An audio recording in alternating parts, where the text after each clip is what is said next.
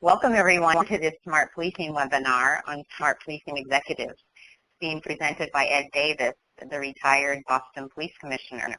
I am Hildy Sizo, Senior Subject Matter Expert for the Smart Policing Initiative, and I'm replacing Chip Coldren this morning, who is the Director of Smart Policing but is unable to be with us since he's out on travel. Now, this is the newest in a series of webinars presented under the Bureau of Justice Assistance Smart Policing Initiative, and as the title suggests, focuses on the all-important role of the police executive in the success of Smart Policing Initiative. We would like to thank Kate McNamee, our policy advisor at BJA, and one of several BJA leaders who support the Smart Policing Initiative, including BJA's director, Denise O'Donnell. Unfortunately, Kate is unable to be with us this morning, and she sends her regrets, but also the thanks to Ed for all the support he gives Smart Policing. Let's also thank Commissioner Davis for his thoughtful work on this webinar and for his willingness to share his experiences and his decades of law enforcement leadership with our webinar participants today. Finally, we would like to thank Vivian Elliott and Zoe Thorkildson at CNA, the training and technical assistance provider for Smart Policing, who helped coordinate and provide the technical support, the all-important technical support for this Smart Policing webinar. Before we turn the webinar over to Commissioner Davis, I must make a few brief comments. This webinar is recorded, so please be mindful of that as you participate. Please also be mindful of background noise and use the mute function if necessary. Occasionally, the background noise becomes too distracting, and we use the global mute function to quiet things down. This webinar will feature several stop and think pauses, which provide opportunities for you, our listeners, to engage and to participate and to make comments or ask questions. So please feel free to join in when the opportunity presents itself. If you don't get a chance to have your say, please use the chat function and submit your comments or your questions, and you will get a response. Immediately following the webinar, you will receive an automatic message asking you to evaluate the webinar. Please respond to this and let us know your thoughts and your suggestions for future webinars. So thanks very much for your attention over the last couple of minutes, and permit me to briefly introduce our presenter for today. Ed Davis has had a distinguished career in law enforcement, spanning 35 years of service in both Boston and Lowell, Massachusetts. I think we all know of his incredible leadership in the wake of the Boston Marathon bombing. He is also known for his innovative leadership as the chief in Boston and Lowell, bringing solid and sustained improvements to both of these police organizations, and including 2 Smart Policing initiatives in Boston. We are excited for him to be here today, and we welcome him to the Smart Policing webinar series. And again, we thank him for his contribution to Smart Policing. So Ed, take it away. Thank you so much, Hildy, and welcome to everyone who is on this call. Please bear with me. This is the first time I've done anything like this, so I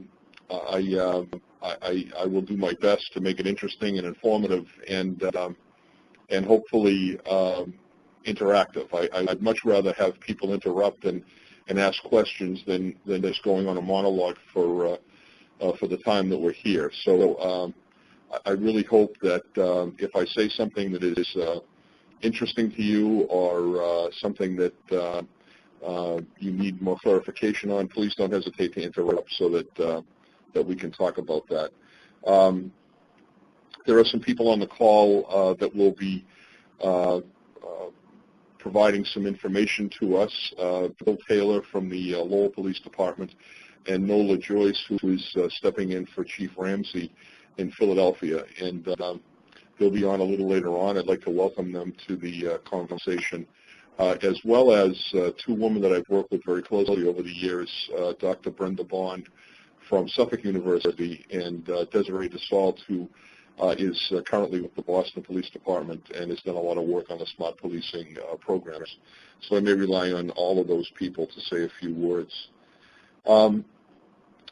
As you know, the purpose of today's webinar is to explore the role of the police chief in smart policing. I really believe that the police profession is where the rubber hits the road. We're responsible for bringing order to chaotic situations. And we're also responsible for arresting offenders, as we always have been.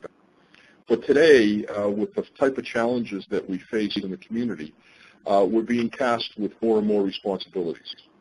We're being asked to deal with extremely complex tragedies. We need to try to put our cities and towns together after dealing with these complex tragedies. And it's not enough nowadays to simply be a good technical police officer. It's also very important to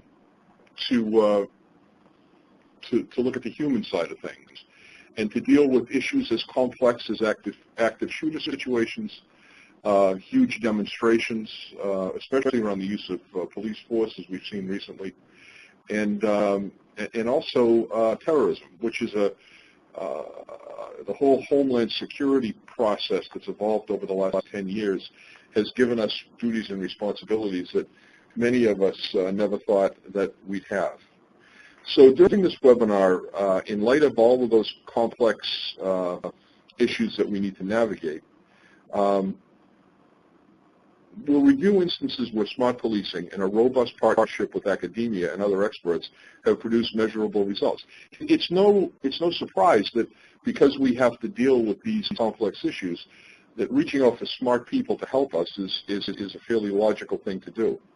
We're going to touch upon evidence that provides a compelling case for chief executives and practitioners that smart policing principles really work. Then we'll review the methods for introducing partners to policing and the potential issues in establishing a real collaboration, because there are issues. There are bumps in the road. There are things that we need to do to prepare for the type of questions that will be asked, pushback that we'll receive, and the potential pitfalls of transparency. There are also cultural challenges, and I mean police culture versus the academic culture. They're broad, and they need thoughtful preparation and recognition to achieve success, and we need to be prepared for this. This webinar is designed for police chief executives, practitioners of policing, and anyone who aspires to either role. It seems fitting to start this webinar reflecting on the role of leaders in general, what leaders bring to organizations, and why leadership is critical for smart policing. These quotes are reflective of what smart policing is about. They're about setting new standards. Peter Drucker is a brilliant and well-regarded leader in organizational change and managing complex organizations. Rosalind Carter and John Kennedy need no introductions, but they say things here that are really important. And it's important to remember that setting new standards and expectations, pushing individuals and organizations into the future, and making sure that there's room for gaining new knowledge, skills, behaviors, and beliefs along the way is really are all critical components to making this work. And it's your job as a police executive to bring all of these concepts to life through smart policing.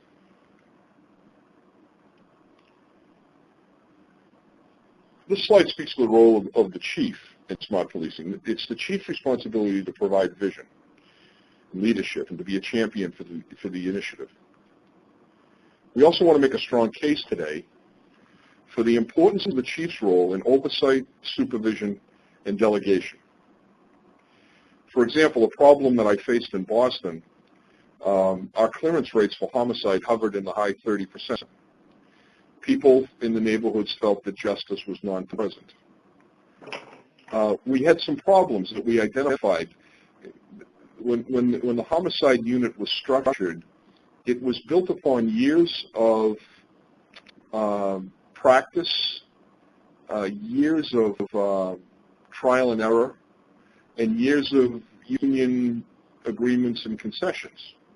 And I remember one of the things that I identified really early on was largely due to the convenience of the teams involved. There was one team assigned to 3 days. And if your team was assigned Friday, Saturday, and Sunday nights, or Thursday, Friday, and Saturday night, you might catch 4 homicides, 5 homicides. And that one team would be bouncing from one case to another. It didn't make any sense except that it had evolved over the history of the homicide unit. And it was really adversely affecting the ability to close cases. So subjectivity ruled the day in that particular case. Evidence was missed. There was uneven application of crime scene deployment resources. That was one of the first things that we identified in Boston, and luckily, I had a long-term relationship with Anthony Braga, who was at the time a researcher at the Kennedy School. Anthony had done work with me in Lowell for a long period of time, but I really relied on Anthony's experience in the Boston Police Department, where he started working back in the 1990s with David Kennedy on the ceasefire project. And Anthony brought a wealth of experience and knowledge of the internal workings of the police department in Boston to the table. But beyond that, he was able to bring an academic, research-based, action research-based strategy to the identification of problems. So one of the key things was getting the question on the table, getting the problem on the table, getting the issue that we're struggling with out and framed so that it can be logically addressed.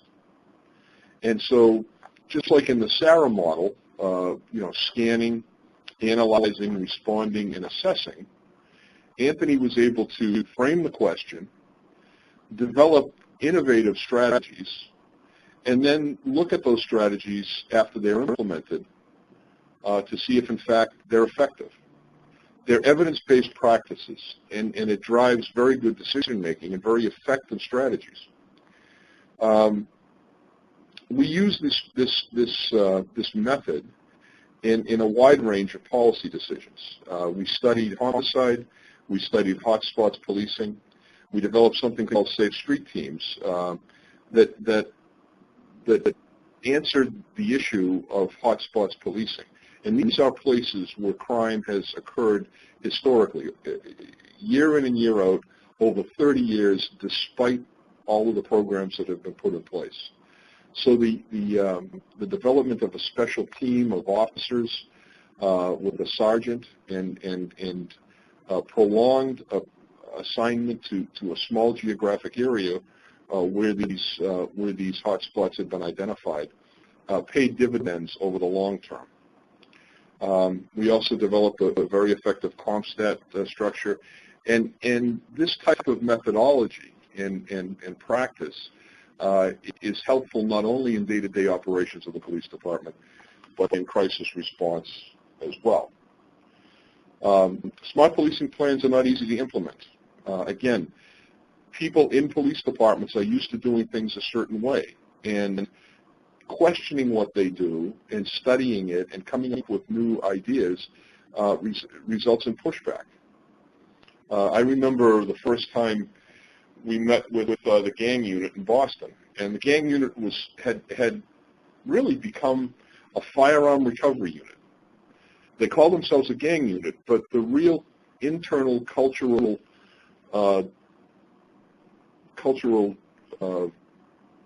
directive and the thing that drove you're getting a medal or getting a pat on the back from your boss or having the respect of the other officers in the unit was recovery of guns. And when I first brought them in and challenged that, they thought I had gone a little bit crazy, actually. But when I said, does it make any difference if we take 300 guns off the street or 600 guns off the street next year to the shooting? Is it going to reduce the shooting? And no one would say definitively if it could. So we got more focused on shooting reduction strategies than simply recovering guns as the only measure of what we did, and that seemed to work. One of the things that we did was benchmark, and we looked at other agencies that were very good at what they did. The clearance rate for homicides in London is in the 90 percentile. And some of that is due to the lack of guns there, the lack of a gang mentality that we have to struggle with here. So there's a bunch of different reasons for it. But on the other hand, there are things that they do differently there that we felt may be helpful to our unit. So we sent 2 detective supervisors, a lieutenant and a captain, over to London. And we sent them there for a month or so. And they went through the same homicide investigation training that a homicide investigator in London goes through. And they were certified by the London Metropolitan Police as homicide investigators. And then they were able to compare and contrast what was happening in London to the way we did things here in the United States.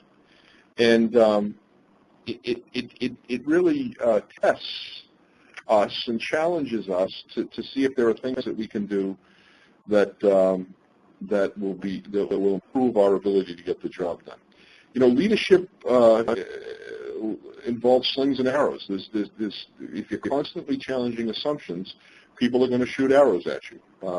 But it's important to bring evidence of the benefit of the change to a bad process. There's an inherent risk in challenging the status quo. Feelings get hurt. Detectives and police agencies don't usually get questioned. So when you start to interact with them, they get their back up a little bit. But if you are relentless in your pursuit of evidence-based positive practices, the numbers at the end of the year will fall, and people will admit that you've found a better mousetrap.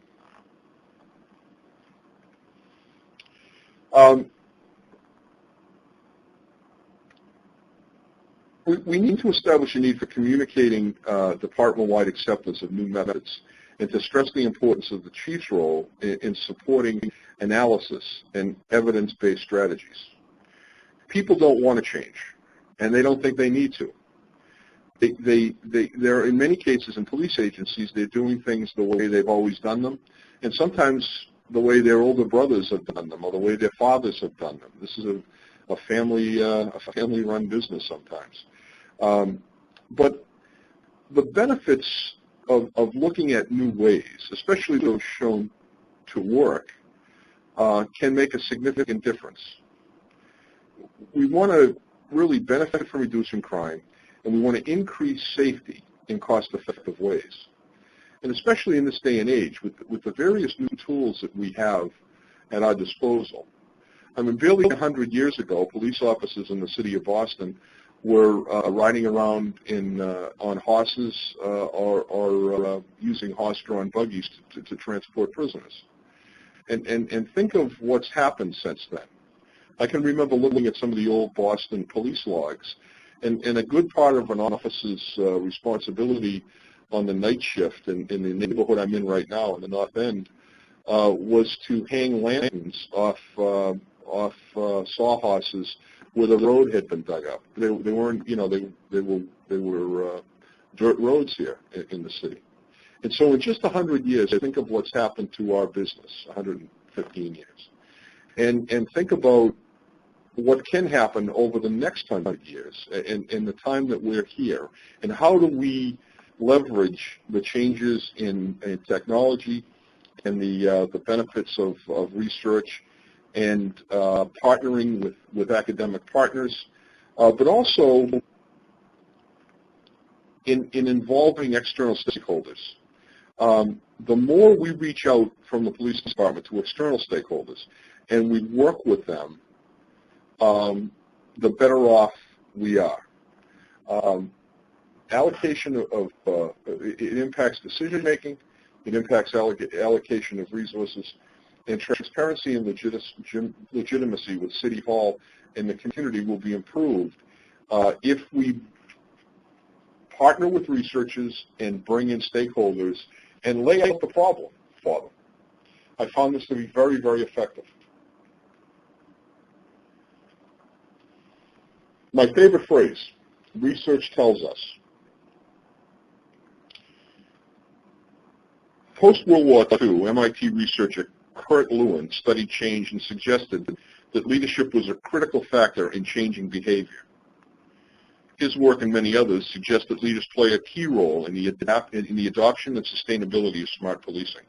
The chief is the primary spokesperson with the internal and external stakeholders around the benefit of smart policing. As was said before, it creates pushback. We must be prepared that we will have pushback, and the internal audience needs to work with us, and we need to work with them. Actually, we really need to get out front and to prepare them for changes as they come. Two fast stories that I dealt with, one in Boston and one in Lowell.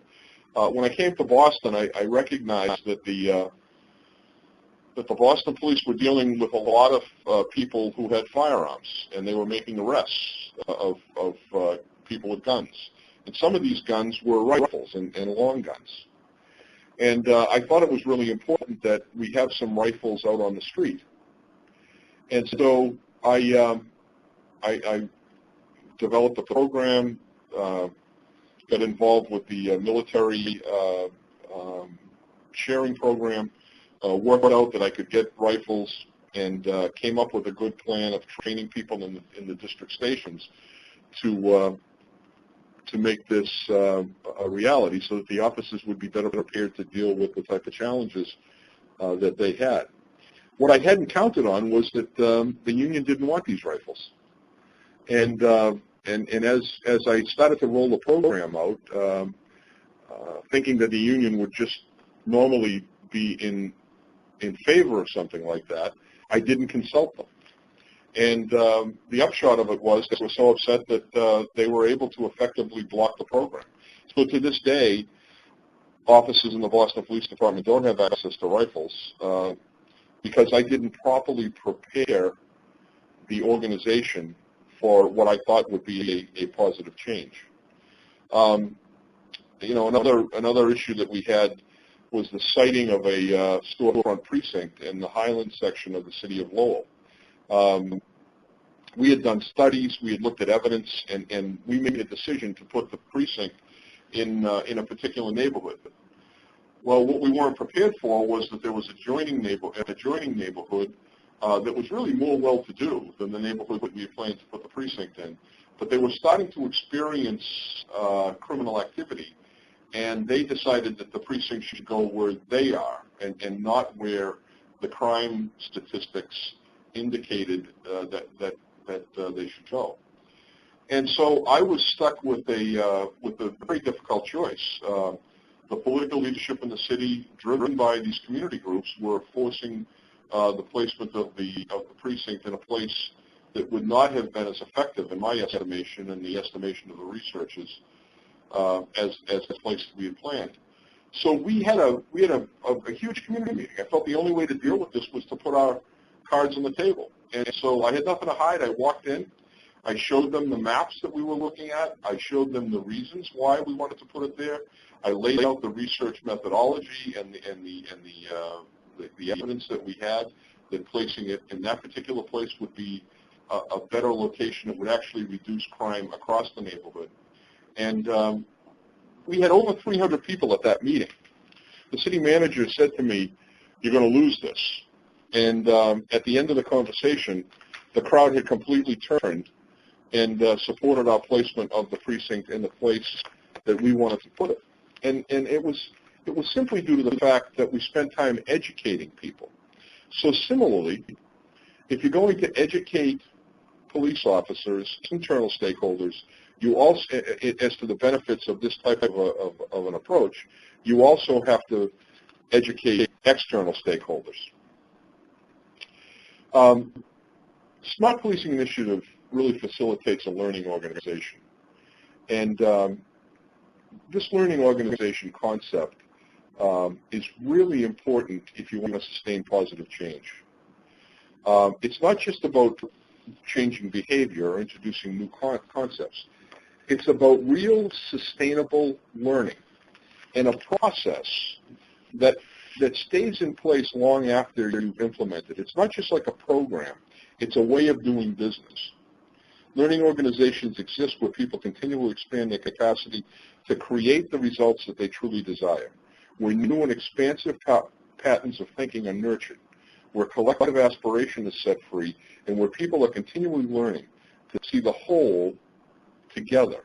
In other words, we're creating a team, but the team is based upon facts and evidence. And it's extremely important to stress that. And we deal in situations of rapid change. And the basic rationale for these organizations is that they are flexible, adaptive, and productive. And only then, in rapid change situations, will the organization excel.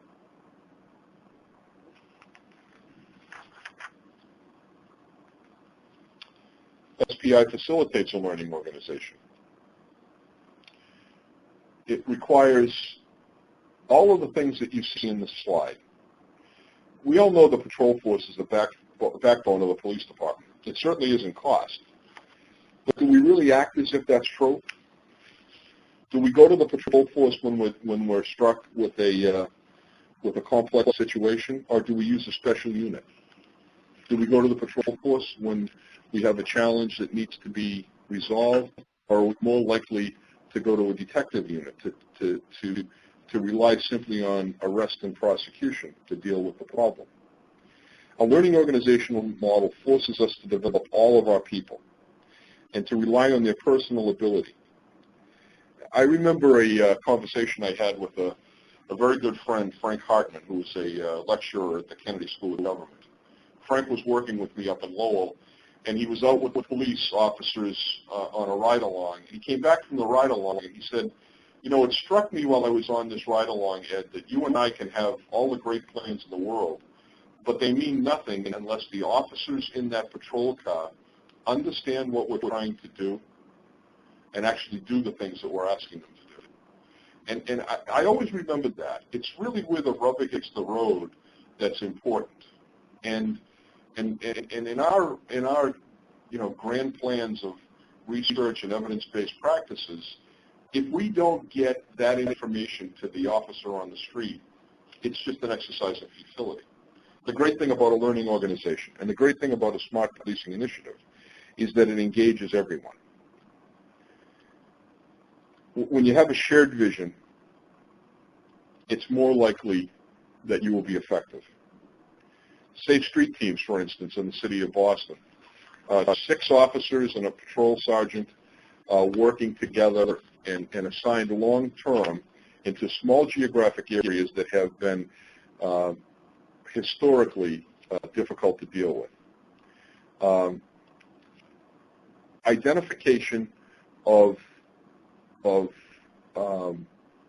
type of solutions, and then allowing an officer to develop a personal mastery of dealing with a certain issue can play a very important role in changing neighborhoods for the better, and in sustaining change in places that have over a longitudinal study over 30 years, for instance, have been hugely problematic.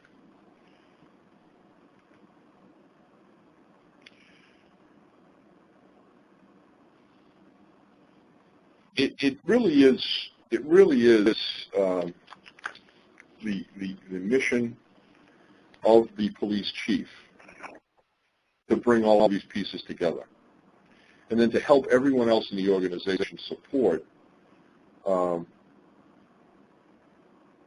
this effective change.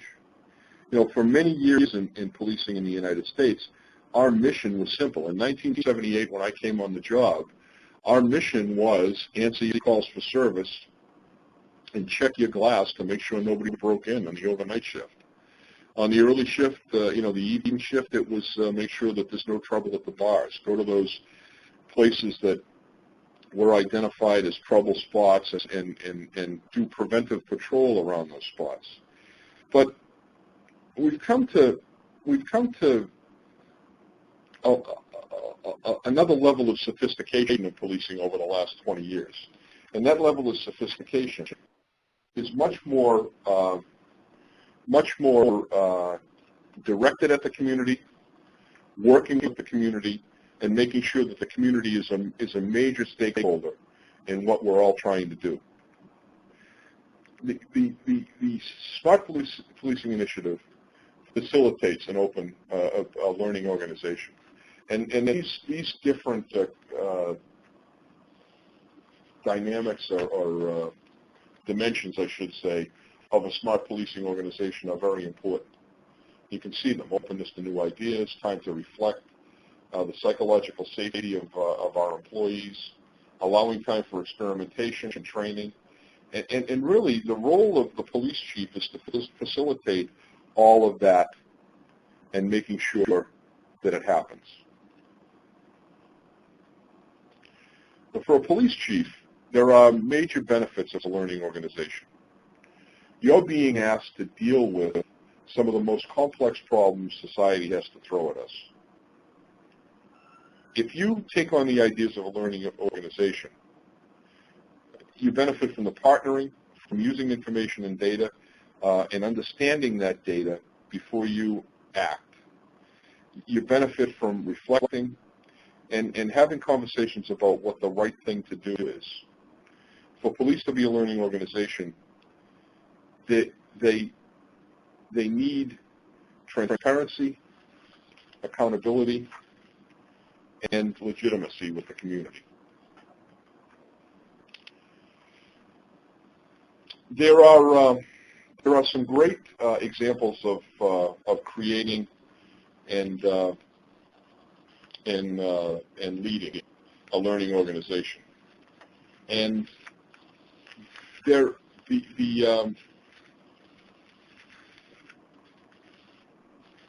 I'm going to skip now. I have a slide a little later on that I've been going a little slower than I thought, but I've asked Bill Taylor to join us at 3:30 to talk a little bit about examples of creating and leading learning organizations. So with that, I'll ask Bill. Bill, are you on the call? Yes, I am, Ed. Thank you very much. Can you hear me? I can. Just real briefly, let me introduce Bill. Bill is the police chief from Lowell, Massachusetts, police superintendent. He took over the department that I was in for most of my career. And Bill's an old friend, but more importantly, he is somebody that is dedicated to the transparency of police organizations. He's dedicated to community policing and to evidence-based practices. And he's got some great examples of smart policing and the benefit that smart policing has had in the Lowell Police Department. Bill, it's all yours. Oh, thank you very much, Ed. I greatly appreciate it. And your kind words are maybe a little exaggerated because I've only been the police chief here in Lowell since November of last year. But already my tenure here has clearly showed me that leadership by the chief executive of the department is very important to getting any of these projects completed or progressed as you try and implement them. I think it's especially imperative when you're in the process of changing any organization. And I think any new leader that comes in, as I did, certainly wants to put their own individual stamp on it and wants to take the organization, the police department, in a direction that they think is best suited for policing in that community. And you're not going to be successful, and clearly I think everybody understands this. Any leader is not going to be successful trying to change the organization unless you're completely committed to it. You're certainly invested in the initiative and the project, and it's too difficult to do if you're not all of those things. There's too much resistance to change, even relatively minor change in an organization, such as the one that I currently preside over. Briefly, I'll give you a little bit of a synopsis. As I indicated, I've been the chief here since late November of last year. Previous to that time, we had already had two grant cycles of smart policing. We had Smart Policing 1 and Smart Policing 2. we, as part of that, the first one focused on some approaches to crime reduction, focusing on hotspots and some other strategies targeting offenders and community involvement in some of these targeted hotspot areas. And we tried some approaches that were actually beneficial and worked very well, combining some evidence-based practices into these hotspots. The Smart Policing 2 initiative dealt with other aspects of it, including training, some organizational change aspects of it. We worked very closely with Dr. Brenda Bond, who I believe is listening today in some capacity. So we had already had 2 cycles of the Smart Policing initiative, and I think as an organization, we were certainly invested at that point in evidence-based practices. And there had been a large period of time when Ed was here for many years, and then in between Ed and myself was another person, Ken LaValle, which really continued Ed's initiatives in terms of community policing and smart policing and evidence-based practices. So there had been a long history here. So I had very much a good basis to work with when I took over a few months ago. But certainly I wanted to put my own stamp on it. So what I did, I took the pre-existing smart policing initiative with the evidence-based practices, and we combined it with a problem-solving approach. That we did some research and we found some problem-solving that had been done in the Jacksonville, Florida Police Department. And what was somewhat unique about that was they developed these problem-solving teams to focus in specific areas. They called them either micro hotspots or smaller neighborhoods, and they focused, they combined officers, supervisors, and a civilian crime analyst into each one of these locations. And they focused on literally daily attention to problems. And the officers, the supervisors, the crime analysis, and with a lot of buy-in from the community and a lot of involvement from the community, they tackled these problems in these smaller hotspots to see if they could have a beneficial approach to the area. And obviously, as you can anticipate, the results were very good. And they found that the benefits to these localized hotspots were longer lasting than just directed patrol or a saturation patrol. And I think that's kind of a common sense approach to it, because it actually, you're going in and you're trying to fix the issue underlying the crime, as opposed to just kind of masking it or dislocating it to another area. And so I think that would certainly seem to be a better approach.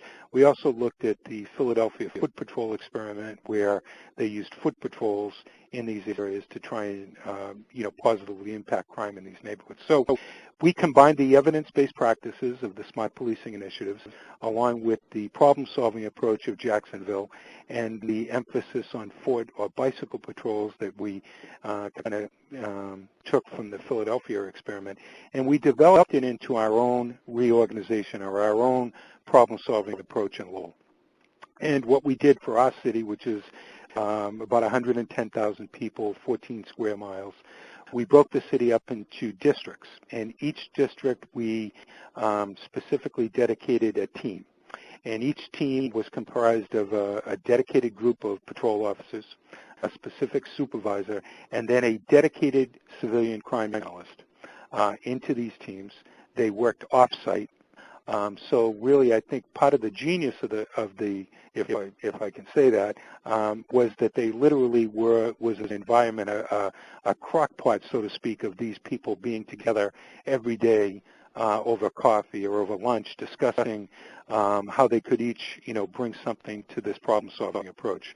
And whether it was the civilian or the supervisor or the officer, that was kind of the strategy we used. And then obviously with a lot of community involvement in some of these off-site locations to identify the problems literally every day if possible and go out and try and positively impact them. What I can say is after realistically about 6 months into this, the results have been very good, very favorable. We're down about 23% so far year to date in our what we call our CompStat crimes, which are all the major crime categories that are quality of life issues in the community. So the results seem to be very promising. We have received funding from, I think you may call it Smart Policing 3 or a research project to study this problem-solving approach for other cities our size to see if it's appropriate that this strategy that we're using, this evidence-based practice along with problem-solving and foot and bicycle patrols, can be studied to be replicated in other communities, potentially in our general size range, mid-sized cities across the country. So that's where we are with our Smart Policing Initiative as we move forward. I think Ed's exactly right, though, from a leadership perspective. You have to be, as the leader of the organization, you have to literally be prepared to take the organization and really the city, too, that has been my experience, in a direction that they probably didn't even know that they wanted to go into. And I think that's really incumbent upon the leader to really drive that equation and take them in the particular direction that you think is the best. You have to be confident in yourself and confident in your research and the people that are with you and helping you, come up with this plan. And then you have to drive the equation. You have to, push it and be confident to go. Very much a learning organization. You have to be flexible and adaptable, as Ed indicated. We recently have, in spite of all the good stuff that's going on with the Community Policing Initiative and the reduction in crime, overall crime in the city, we've had a spat of violence. We've had a lot of gun-related violence recently. That has required us to make, hopefully, what I anticipate will be a temporary change in trying to redirect some of those units into more aggressive, not community policing efforts per se, but more of a strategy of enforcement till we can get this situation under control. So, you have to be a learning organization. You have to be flexible. You have to be adaptable, and the chief has to drive that equation, especially at a department my size, where I'm literally relatively close to, the boots on the ground. And that's really been my experience so far. It's been very positive, and I'm very grateful to the Smart Policing Initiative. It set a good groundwork for me before I came in, and it also allows us to keep going in a direction which I'm very confident is going to be very beneficial for my community. Very good. Thank you so much, Bill. I appreciate that. I don't want to impose on your time, but if you do have a few minutes to stick around in case there's some questions, I'd appreciate that. Absolutely. Great presentation. Thank you. And there's some statistics that I want to cite as well, things that I've learned from both my Lowell experience and my Boston experience. But there's also great programs going on in Kansas and in Brooklyn Park, where Mike Davis, no relation, was the police chief. He did some very, very interesting and exciting things in Brooklyn Park, Minnesota. So we'll go over those. But right now, I would like to turn to another colleague, a woman that I've worked very closely with over the last few years. And before I introduce Nola, I'd like to talk a little bit about Chuck Ramsey. Chuck has been one of the most important leaders in American policing over the last 30 years. Coming out of Chicago, going to D.C., and now in Philadelphia, he has literally set the stage and the example for us across the nation. I've learned so much from watching him operate, and his no-nonsense and common-sense, plain-speaking attitude. I've attempted to emulate in my career, and I can't get close enough, unfortunately. But he's been a real leader running the Police Executive Research Forum, as well as the major city chiefs, the president on both of them. He has made a significant difference in our business because of his clear-headed and open method of communicating. And I can't tell you how much I appreciate all the work that he's done in our field and all the help that he's given me. Nola has been running all of the innovative programs in Philadelphia for many years now. Another legend in policing that she's known far and wide in our circles, and we're very, very happy to have her on the call. Nola, are you with us? I am. Can you hear me? I sure can. The floor is yours. Good. Thank you so much. All right. Well, thank you, Ed, and thank you for the compliments. I guess that's what happens when you hang around this profession for decades. But anyway, we, and when I say we, I'm referring to Commissioner Ramsey and myself. We came into the Philadelphia Police Department in 2008. And so what I want to do briefly is share with you what has happened in this department, and then talk a little bit maybe about how I think that happened. And Ed and Helly, I can go on forever, so please feel free to call time. So one of the things as I walked into this department that I saw and wanted to really have an impact on is to increase the analytical capability of the Philadelphia Police Department. At the time, in 2008, there were 4 GIS really developers in the department, and about 4 sworn officers in the research and planning unit that did the stats. And as you probably can guess, the stats consisted of counting crime. How many crime did we have last year, this year, and the previous year, that kind of stuff. But no real analysis. The GIS guys and gals would throw the dots on the map, as we've all experienced over the last decade. And so what we wanted to do is to move that needle of analytical, not only capability, but the use of analysis and research in daily operations. So today, we now have 30 trained analysts in the department. That consists of 8 additional civilian crime analysts. In addition, every police district, we have 21 police districts here in Philadelphia, has an officer who's been trained by Temple University in basic crime analysis kind of work. And that training was supported through one of our smart policing grants.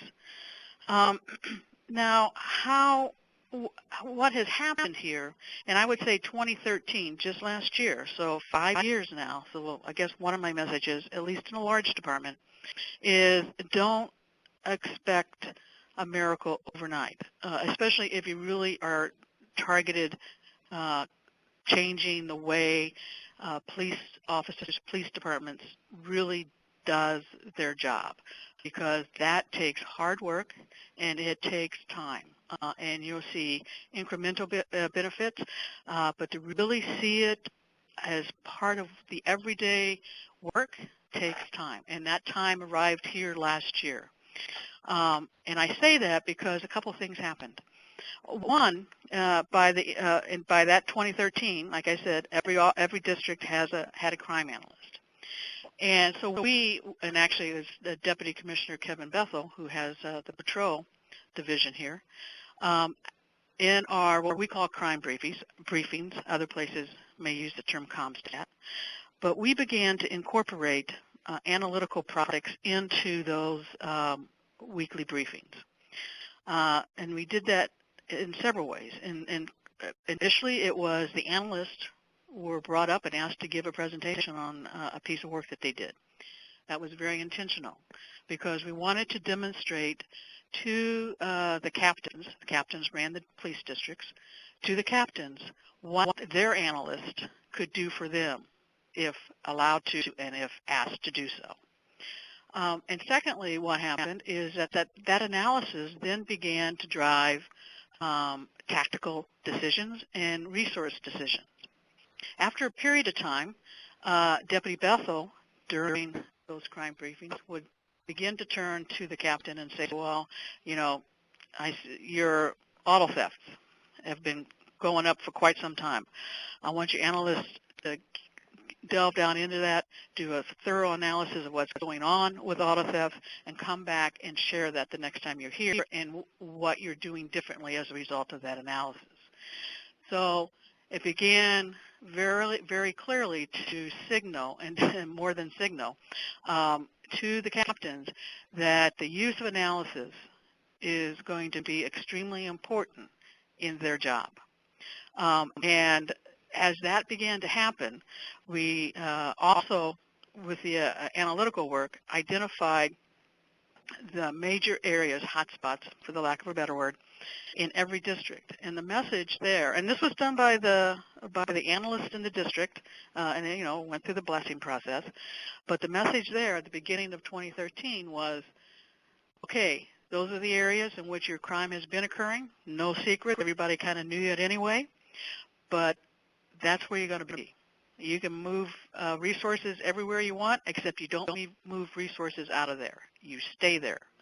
And so the other piece that happens is that you begin to identify how to collect performance analytics. How do you know your people are doing the work that you want them to do? What kind of data can you pull from existing systems that might give you that kind of indication? So as we were doing that, and now all of a sudden, activity measures starts popping up on the map. And when the captain says, well, my bike patrol was in there for, all week, and we pop up bike patrol activity and they're not there, it's another light turns on. So using it to drive decisions and accountability has really been important. The other quick piece I want to highlight is the work that we've been doing with academic researchers here in Philadelphia. You heard mention of the Philadelphia Foot Patrol experiment. That was done with Dr. Jerry Ratcliffe and Dr. Liz Groff out of Temple. And basically the commissioner wanted to put brand new graduates out of the academy on foot patrol for a fairly long period of time, 3 to 6 months, in high crime areas. Well, our captains and some of our deputy commissioners was like, oh man, that's a waste of resource, because all the research had indicated that it really didn't do anything about crime. So we asked Jerry if he would come in, and as we did this, work with us to plan a study and tell us whether or not foot patrol worked. Now, Jerry did this for free. There was no grant associated. We didn't pay him.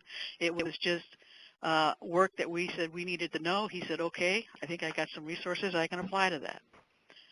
The experiment showed that indeed foot patrol made a difference in reducing violent crime in those areas by 23%. Today, the cry from district captains is, when am I going to get my new officers so I can increase my foot patrol areas? Because they understand and they see the impact that that had on their crime.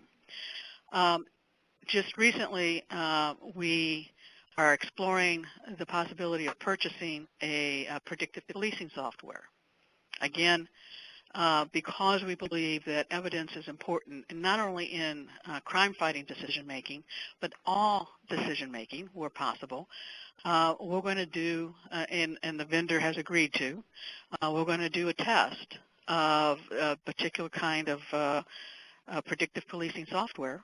And in fact, NIJ just funded this, and we're going to do another randomized control experiment to determine whether or not predictive policing software, at least this particular version, really does have an impact on reducing crime. That stuff is not cheap, and if you're going to make an expensive decision, at least let's try to make it on some data and evidence. And the final example I'll give you is we are also looking at body-worn cameras, as many departments are across the country right now. Again, talking with Temple University, we're going to do a short little pilot. We're going to test the equipment and so forth and the quality of that. They're going to look at it from the point of view of the acceptance by the officers. Again, free work, no cost. But by developing relationship with trusted researchers, it's that kind of impromptu, sitting around the table one afternoon saying, so what's going on? We're going, well, this is going on. You think you could help us? And they jump in. And now today we have research partnerships with the University of Pennsylvania, with St. John universities, and others. So it really, and people here have come to expect that to be part of how we make decisions and part of how we run our business. And I guess the final thing I'll say is that all happened because we were able to do the things to demonstrate the usefulness of this kind of approach. We took the time to teach not only the people, like the officers and the civilians who are doing the work, but to teach their bosses in a very direct and sometimes indirect way of how their job can improve and their results for which they're held accountable would improve by using this new resource they just got sitting next to them. So it is very much an organizational change approach that what the commissioner here does, what Ramsey does, and he does so well, is to identify the direction and the vision, appoint the person responsible, and then gives that person the freedom and the latitude to make it happen. And always checking on whether the work is getting done, and is it getting done in a way that's achieving results. For us, that's the definition of smart policing. Nola, thank you. Ed, we have about 5 minutes. Oh, really? Okay. So it's also the definition of true leadership. So thank you. Okay, my apologies. I thought we had a little bit more time. So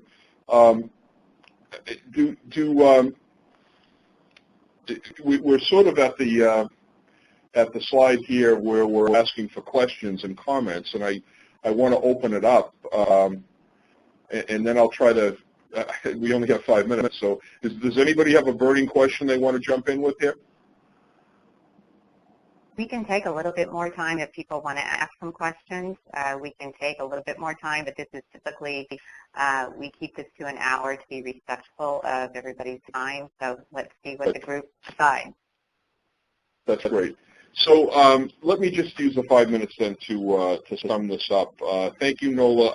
Again, I appreciate what you had to say. We had a similar experience in Boston by sustaining our focus on these historically problematic neighborhoods and making sure that those resources were not pulled away for another incident. And over the course of that time, despite reductions in crime across the board, there were additional reductions in crime in those neighborhoods where we had the Safe Street teams of approximately 17% over 3 years. So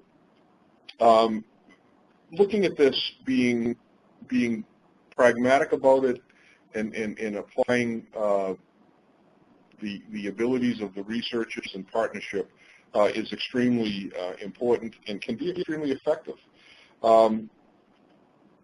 In one study that we did here, we determined that only 5% of city blocks in the city of Boston were responsible for 75% of the shooting activity over 30 years. And that is that gives you a very different focus on the deployment of your resources. Action research is what this is all about, and you can go back and check these slides online. We have specific examples from the field that you can get on the website at BJA. Brooklyn Park, again, I talked about Mike Davis and David Weisberg. Talked a lot about Lowell and Boston. There's a great project out in Kansas, in Shawnee, Kansas, where they use the DDAX approach to reducing crime. And ultimately, if we stay on this enough, we can make a tremendous impact on our own neighborhoods and the people that we're responsible for. I think those were pretty much the key takeaways. The only other thing I want to wind up with is this. Research would suggest that relentlessness is necessary to the implementation of new programs in traditional culture-bound organizations. And police departments have a propensity to snap back without continually pushing. And that really is the job of the police chief, to continually push, to continually question practices, and to make sure that the strategies that we're using are not only feel-good strategies, but ideally they feel good and they are effective. Thank you all very much for your attention here. I really appreciate it. Is there anything else you'd like to add, Hildy? Well, I just wanted to thank Chief Taylor's participation today, and Joyce's participation today. I think they added tremendously to the concepts you were referring to around a learning organization and effective leadership. So thank you to them. And a big thank you to you, Ed, for your work on today's webinar and for this really terrific presentation. Very, very important for the field and for our participants today. And I wanted to say thank you to all of you who are on the phone and participating in the webinar. Thank you for your interest and for your ongoing support of Smart Policing. We didn't have a chance to have a discussion or many comments. It's before you leave the webinar, if you'd like to send in through the chat function any questions or comments, we will follow up on those. So feel free to do that in the next couple of minutes. Please remember to complete your webinar evaluation. That's very important for us and our future. And please note an upcoming webinar on October 14th, so very soon. That webinar is on sustainability. Several successful SPI sites will talk about how they accomplished cultural and organizational change based on their Smart Policing initiatives. So once again, thank you so much, Ed Davis, for your hard work today and for your insights and perspectives. And thank you to all of you, and have a great day. Thank you, Mr. Davis, mind answering a question? Not in the least. What can I do for you? Hello, sir. I'm currently a patrol sergeant in a small southern town. Just trying to get some insight on something from some of you folks that have a slightly more experience. Along with this, the initiative that we have been talking about today, we didn't talk too much about a detective division and how a detective bureau can play into that. I have been knocking around the idea of approaching my chief with a shift detective type of bureau structure. As we have it now, we have 6 or 7 detectives. Most of them are specialized. And within our department, having a violent crimes detective where we have maybe 1 murder a year, and that's pretty much what we have here, seems to be a less than appropriate use for that resource to me. Do you have any experience with shift detectives? And if you have, or if anybody else has, what has been any? Do you have any positive feedback or negative feedback on that type of system?